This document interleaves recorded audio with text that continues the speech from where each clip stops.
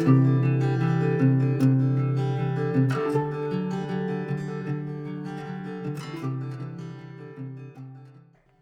everyone, so the first thing I'm doing as always is priming the eye area. I'm adding a couple of swipes of the Urban Decay Primer Potion across my lid, and then I'm using a synthetic brush just to blend this product into the skin, and it'll ensure that our shadows apply and blend nice and smoothly and last all day long. So my palette of choice again today is the Urban Decay Naked 2 palette. I'm not sure how many more looks I can squeeze out, but you all keep requesting that, so I'm going to try. The first shade I'm beginning with is this beautiful matte mauve shade. It's called Tease. I've picked this up on a tapered blending brush. This one is a double-ended brush and actually came with the Naked Cherry palette. I'm just using the tip of the brush to apply and blend some of that shadow into the crease.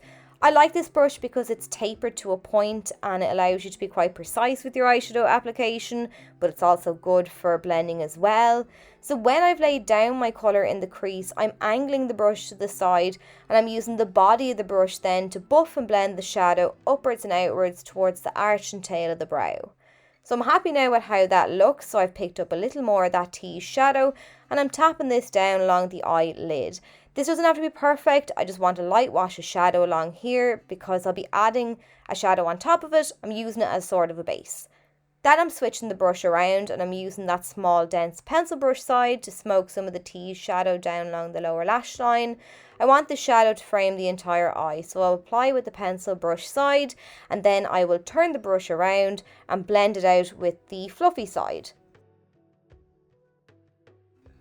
Now I'm taking up some of the shade Pistil on a flat C-shaped brush and I'm patting this down onto the lid. So this is a gorgeous shimmery gunmetal grey shade that I've used in the past. So for this tutorial, to alter the shade slightly to make sure that each look is unique, I'm layering it over another shadow. And this changes the colour of the shade, it mutes it a bit, and also layering a shimmery shadow over a matte means that it won't sparkle as much, which is exactly what I want.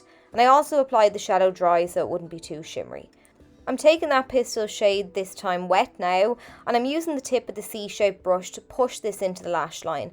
And the aim here is that the darkest point is your lash line and everything gradually fades upwards from there.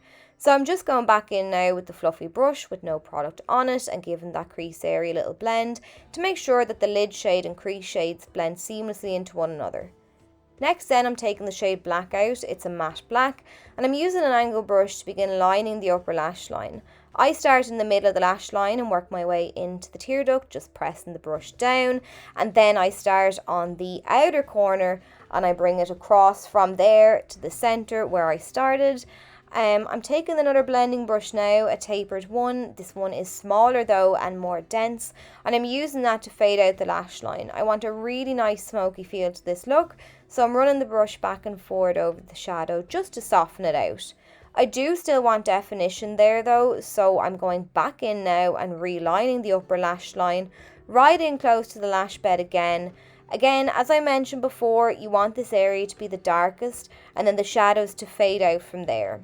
So once again now I'm going back in with that blending brush and I'm running it over the black and I'm raising my brush up a little higher onto the lid to really smoke out that black shadow. And this is just a layering process, so you can repeat these two steps as many times as you like until you're happy with the intensity of the black shadow and the blend.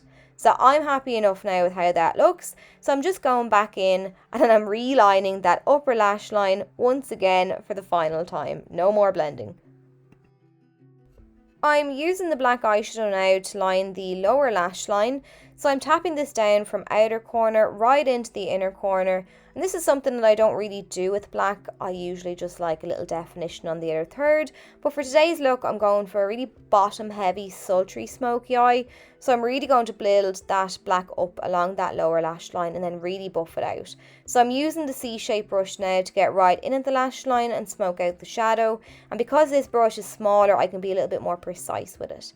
So once I've faded the shadow down a bit, then I'm using a bullet shaped brush just to smoke along that edge a bit further just to blend it out.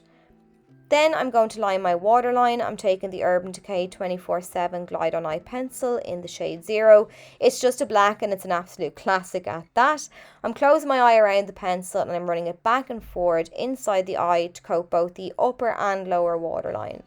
With a dark smoky eye look, I feel that your base makeup or just under eye makeup especially needs to be flawless, otherwise you may end up looking like a bit of a raccoon. So I'm just using the shade Foxy on a fluffy blending brush, and I'm blending this down underneath the eye to clean up and brighten up the area. I'm using the shadow because it's not worlds apart from my skin tone, but you could just use your normal face powder to dust away fallout and to lighten up that area.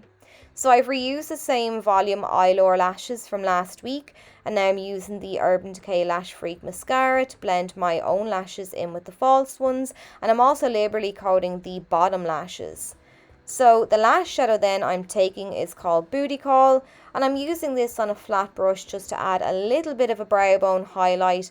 I'm just tapping this down underneath the arch of the brow and blending it out. But then that's it. So I hope you enjoyed the tutorial. I hope you found it helpful and easy to follow. If you'd like to see more looks like this, do let me know. Or if you'd like to see something a little bit different, pop your suggestions in the comment box below and I'll be sure to get to them. And again, thanks once again for watching.